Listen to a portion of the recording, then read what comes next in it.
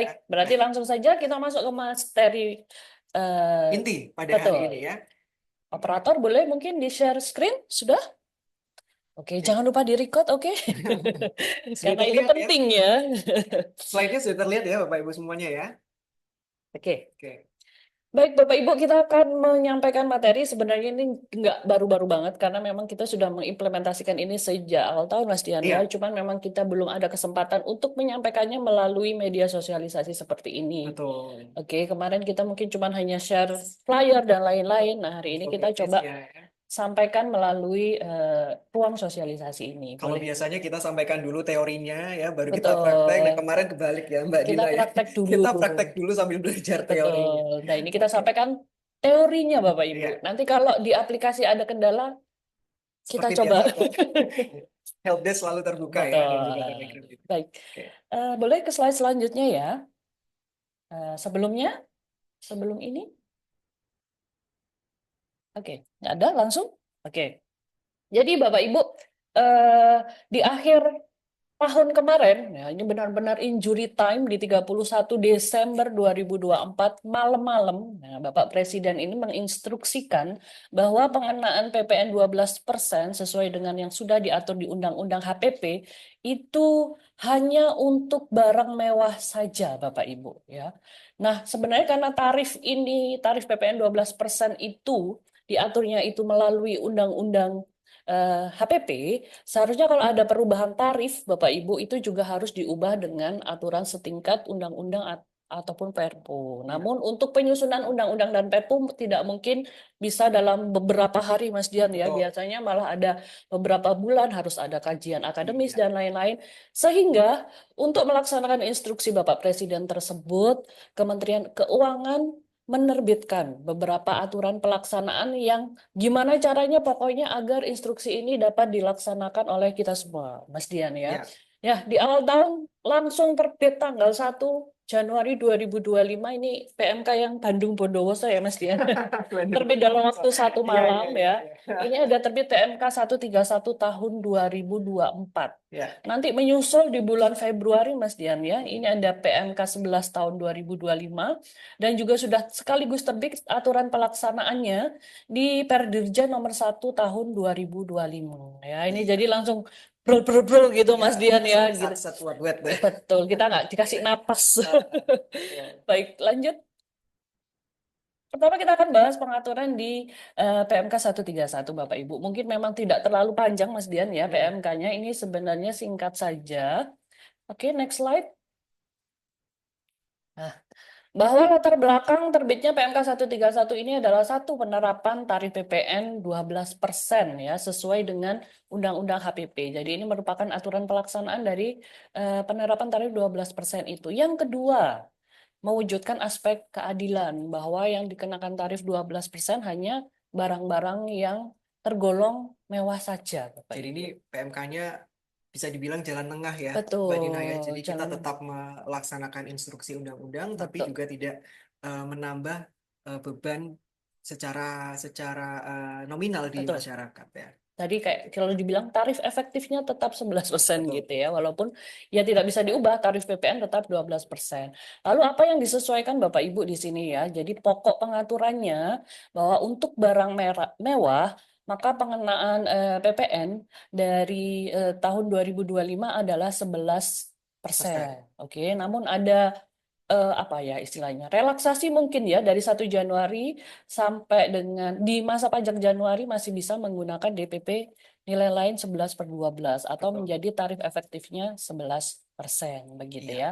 Kemudian pokok pengaturan yang kedua bahwa selain barang mewah ya, selain barang mewah tarif PPN-nya tetap 12% yang diatur adalah DPP-nya yaitu menggunakan DPP nilai lain 11/12 ya dari nilai impor atau penggantian atau harga transaksinya. Oke.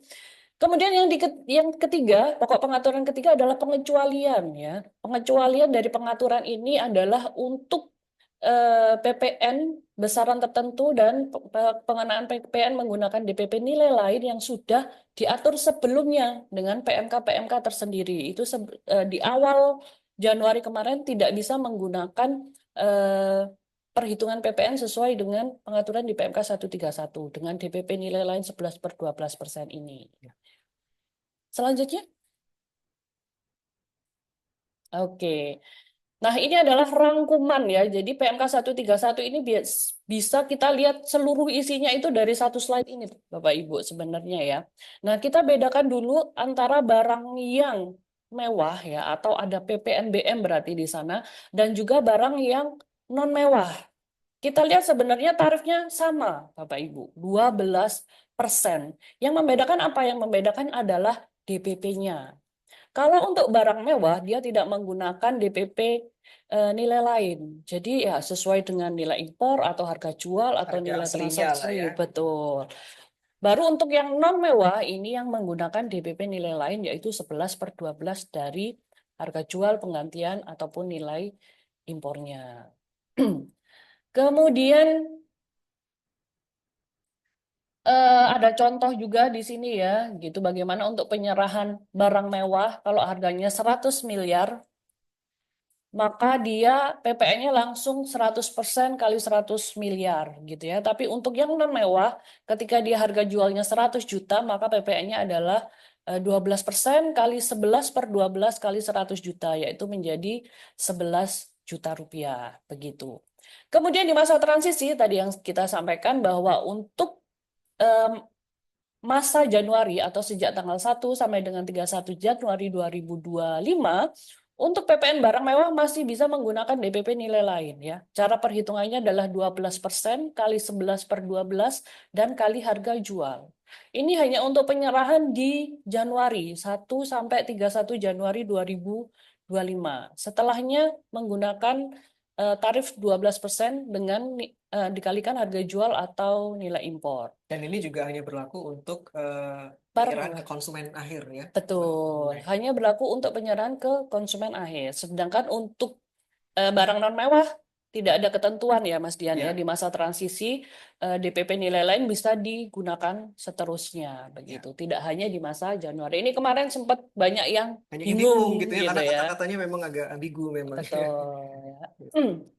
Kemudian setelah masa transisi ya, kalau untuk barang mewah ya kembali ya tadi menjadi harga normalnya, harga Harga jual atau aslinya ya. nilai impornya. Sedangkan untuk barang mewah tetap barang non mewah tetap menggunakan DPP nilai lain 11/12. Iya. Oke, boleh ke slide selanjutnya. Nah, pertanyaannya barang mewah itu apa saja, Bapak Ibu? Nah, itu sudah diatur di PMK 141 2021 yang diperbarui dengan PMK 42 tahun 2022 dan juga di PMK 96 tahun 2021 diperbarui di PMK 15 tahun 2023. Ya. Rinciannya seperti ini Bapak Ibu ya, ada yang berupa kendaraan bermotor, itu berupa kendaraan bermotor yang kapasitasnya sampai dengan 15 orang ya. Kemudian kendaraan bermotor dengan kabin ganda, kemudian mobil golf atau kendaraan sejenis, kemudian kendaraan khusus di atas salju, di pantai, di gunung atau kendaraan sejenis ya. Kemudian untuk yang roda 2 dan roda 3 yang memiliki kapasitas silinder lebih dari 250 cc. Kemudian juga ada trailer, semi trailer dari tipe karavan dan juga untuk perumahan atau kemah ya. Dan yang terakhir adalah kendaraan bermotor dengan kapasitas silinder lebih dari 4000 cc. Untuk barang yang selain kendaraan bermotor itu terdiri dari hunian mewah ya. Kalau untuk hunian berarti harga jualnya lebih dari 30 miliar, lebih besar sama dengan. Jadi mulai 30 Mulai 30 miliar miliar ya. ya. Kemudian ada balon udara dan balon udara yang dapat dikemudikan pesawat udara lain tanpa tenaga penggerak. Kemudian ada juga peluru dan bagiannya kecuali peluru untuk senapan angin ya. Kemudian ada helikopter, pesawat udara dan kendaraan udara lainnya. Kemudian ada senjata artileri, revolver, pistol dan senjata api lainnya yang dioperasikan dengan penembakan bahan peledak ya.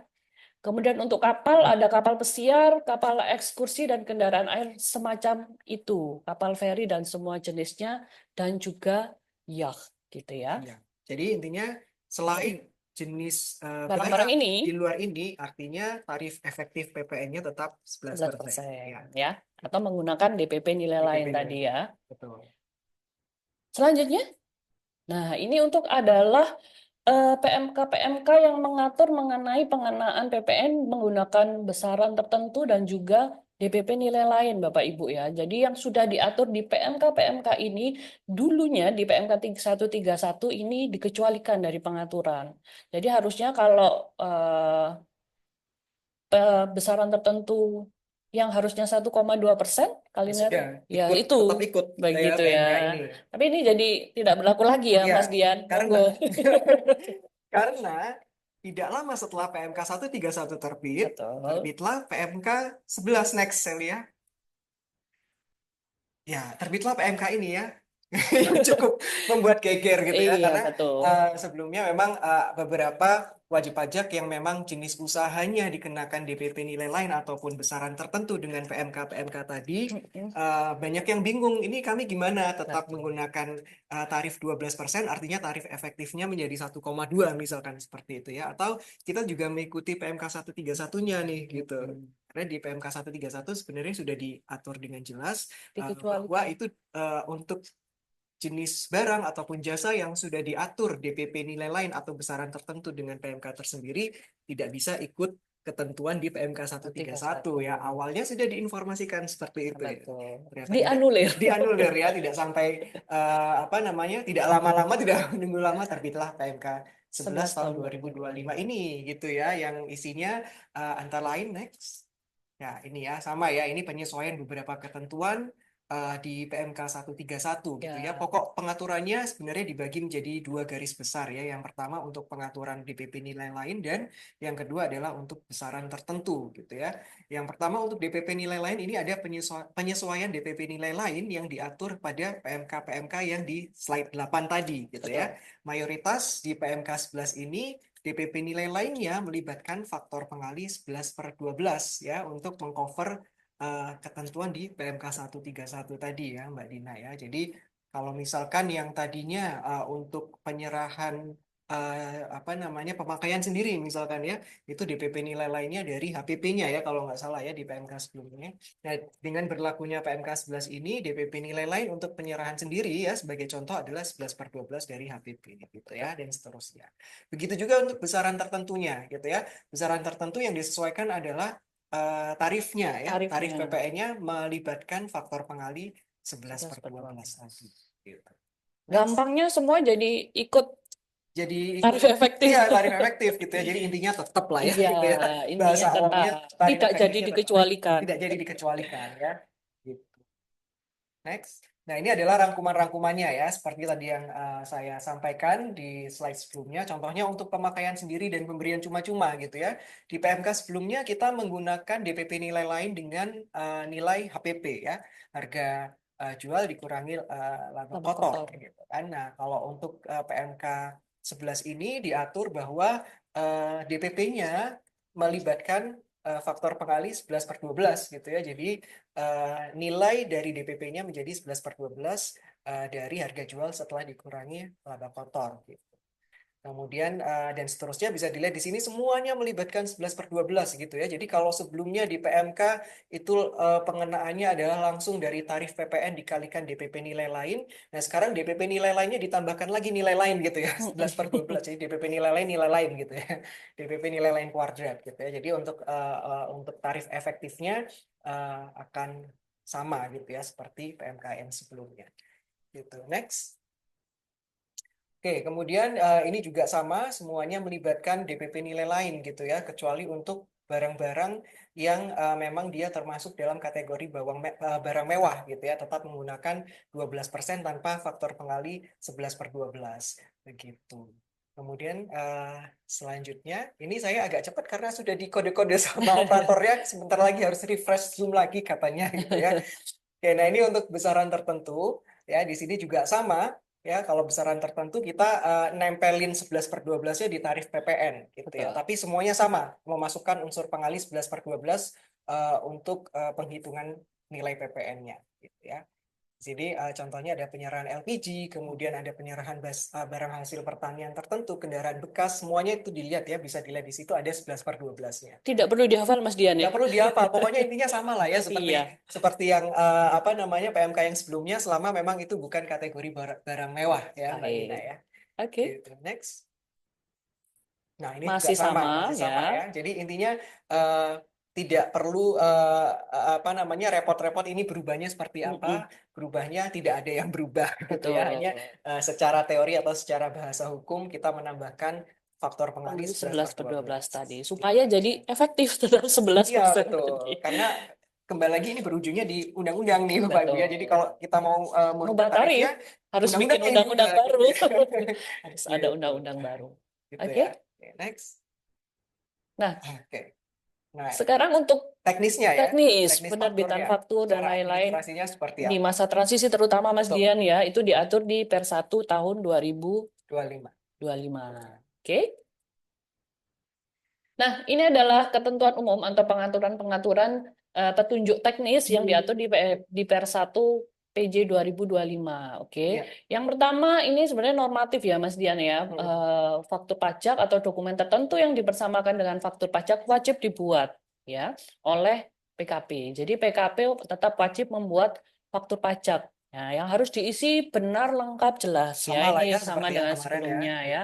Kemudian juga ada eh, keterangan-keterangan ya yang paling sedikit harus dimuat dalam faktur pajak itu sudah diatur di perundang-undangan Mas Dian ya. Ya. Ini juga tidak ada perubahan Bapak Sama Ibu. nama NPWP alamat ya masih sama ya. Betul. Kemudian juga untuk faktur pajak karakteristik konsumen akhir ya dapat dibuat tanpa mencantumkan keterangan-keterangan mengenai identitas pembeli serta nama dan tanda tangan. Jadi untuk yang konsumen akhir bisa digunggung istilahnya Mas Ya, Dian ya. betul. Dulu ini juga tidak ada perubahan Bapak Ibu dari pengaturan sebelumnya. Masih diperbolehkan ya. Betul ya.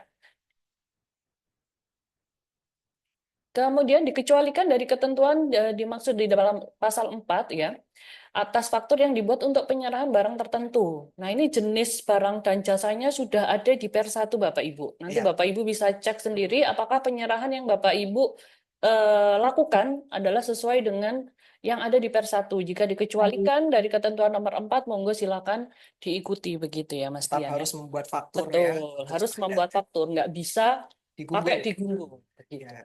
itu kalau mungkin boleh saya lengkapi Mbak Dina, itu Mm-mm. untuk barang BKP tertentu dan JKP tertentu nanti bisa dilihat listnya di Di pasal 3 ayat 4 betul. Per 1 ya. Mungkin bisa di-spill sedikit, Mas Dian? Ya, salah satunya untuk kendaraan bermotor ya. Ini Mm-mm. memang dari dulu tidak bisa digunggung ya Betul. untuk yang WP apa namanya pengusaha yang showroom ya, Mm-mm. dealer-dealer kendaraan bermotor ini memang tetap harus dibuatkan fakturnya gitu. Ataupun apa namanya barang-barang yang mewah tadi gitu ya, kapal feri, kapal pesiar dan lain sebagainya.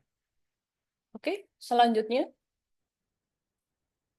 Nah, kemudian ini, nah Bapak Ibu, saya langsung aja ke yang di bold, Mas Dian ya. Jadi Ya, faktur pajak yang sudah dibuat ya dengan DPP sepenuhnya dan tarif 12% ya, atau dengan tarif 11% itu dianggap sudah memenuhi standar, Mas Dian ya, atau oke. sudah valid begitu ya. Ya, Nah, ini berlaku untuk faktur pajak yang dibuat di tanggal 1 Januari sampai dengan 31 Maret, oke. begitu ya. Jadi sebenarnya sudah sah walaupun sudah terlanjur membuat dengan tarif 12%. Nggak apa-apa ya, Nggak masih apa-apa. relaksasi. Masih relaksasi sampai dengan masa pajak masa Maret ya, Akhir sampai dengan Maret tiga puluh ya. satu Maret kemarin. Kalau sekarang harus sudah sesuai dengan ketentuannya ya. Ya, Kalau non mewah berarti harus pakai kode 04, kemudian pakai DPP nilai lain dan sebagainya. seterusnya gitu. Dalam hal ada kelebihan, kemudian lawan transaksi ini bisa meminta pengembalian kepada penerbit faktur dengan melakukan penggantian ya. Betul. Jadi fakturnya dibetulkan atau diganti Ya.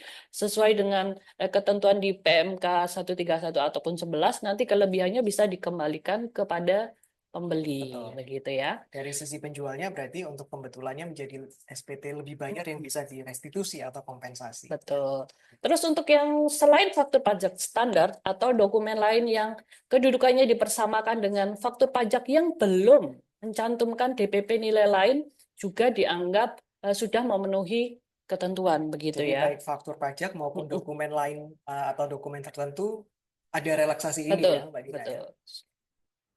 Selanjutnya,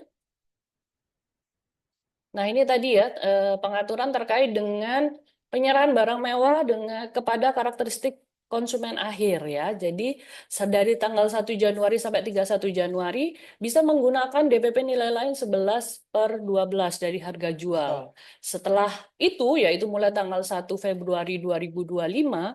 Nah, ini sudah tidak bisa lagi menggunakan DPP nilai lain. Jadi Ya. langsung tarif PPN 12% dikalikan dengan harga Ya, ini jual. sejalan ya dengan PMK 131 tadi ya, Mbak Betul. Dina ya. Dan ini tidak berlaku untuk yang digunggung ya Mas Dian ya. Iya, Jadi harus membuat faktur pajak oke, standar. standar. Oke. Oke? Next.